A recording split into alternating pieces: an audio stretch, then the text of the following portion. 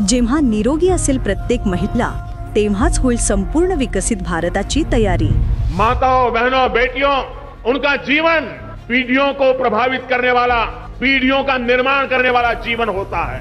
एक बेटी का सामर्थ्य, उसकी शिक्षा, उसका कौशल सिर्फ परिवार ही नहीं, समाज की, राष्ट्र की दिशा तय करती है। माननीय पंतप्रधान श्री नरेंद्र मोदी यांच्या प्रेरणेतून महिलांच्या निरोगी आरोग्यासाठी देशव्यापी मोहीम सुरू करण्यात येत आहे। स्वस्थ नारी सशक्त परिवार, ज्या अंतर्गत देशभरात आरोग्य शिबिरे आयोजित केली जातील। यासोबतच महिला आणि बालकांच्या पोषणाला या मोहिमेशी जोडताना 8व्या पोषण महिन्याची देखील सुरुवात करण्यात येत आहे आणि प्रधानमंत्री मातृवंदना योजनेसाठी अर्ज करण्यासाठी राबविली जाईल एक विशेष नोंदणी मोहीम।